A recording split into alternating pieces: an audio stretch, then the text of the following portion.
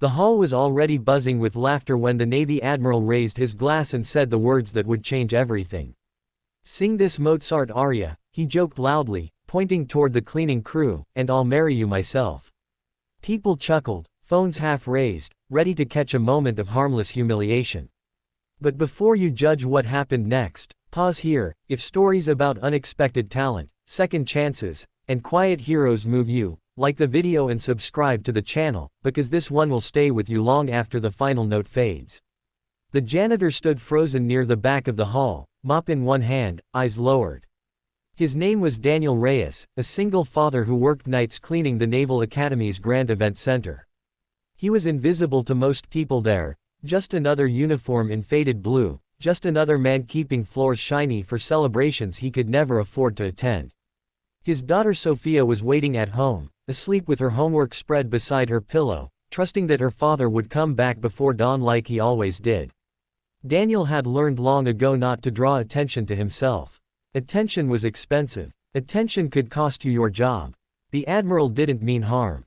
He was known for his booming laugh and sharp wit, a man who had commanded fleets and earned medals, now enjoying a retirement gala surrounded by officers, donors, and dignitaries. Music floated in the background, a live orchestra warming up for the evening's program, and the mention of Mozart felt playful, impossible, absurd. Who would expect a janitor to sing Mozart? That was the joke. That was why people laughed. But laughter has a way of dying when truth steps into the room. Daniel swallowed hard. He thought of Sophia, of the way she asked every night why he never sang anymore. He thought of his late wife, Elena, who used to play old recordings of Mozart while cooking, swaying barefoot in their tiny kitchen, insisting that music made even the poorest place feel rich. After Elena died, Daniel packed the music away with his grief. Singing reminded him too much of what he'd lost. "Sir," Daniel said quietly, his voice barely cutting through the chatter. The Admiral waved encouragingly, still smiling. "Go on, son. Give us a laugh." The orchestra fell silent out of curiosity more than respect. A violinist tilted her head. The pianist lifted his hands from the keys. Daniel closed his eyes, not to perform, but to survive the moment. And then he sang. The first note wasn't loud. It didn't need to be. It was steady, controlled, and heartbreakingly pure. Conversations stopped mid-sentence. Glasses froze halfway to lips. The room, moments ago careless and bright, tightened around that sound. Daniel's voice carried years of discipline, of hidden practice after his daughter slept, of conservatory dreams abandoned when life demanded rent and groceries instead of applause. It was Mozart, yes, but it was also love, loss, and endurance wrapped into one impossible sound. As the aria unfolded, something shifted. The Admiral's smile vanished, replaced by stunned disbelief. An elderly composer near the front wiped his eyes.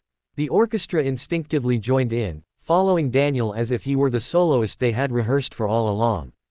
The janitor's uniform, the mop, the joke, they all dissolved. There was only a man standing in the truth of who he really was. When the final note faded, silence hung heavy and sacred. No one clapped at first. It felt wrong, like interrupting a prayer. Then, slowly, the hall erupted. Not polite applause, people stood. Some cried openly. The Admiral set his glass down with shaking hands. "I was wrong," he said, his voice unsteady. "I owe you an apology." Daniel opened his eyes, stunned by the response. Already worried he had crossed a line. "I'm sorry, sir," he began, but the Admiral shook his head. "No," he said firmly. "I'm sorry. That wasn't a joke. That was extraordinary." The night didn't magically turn Daniel into a celebrity. There were no instant contracts or fairy tale endings. But something real happened. The head of the orchestra asked where he had trained. A donor quietly offered to connect him with a local opera director. Most importantly, the Admiral insisted on hearing Daniel's story, not as entertainment, but as a man to another man.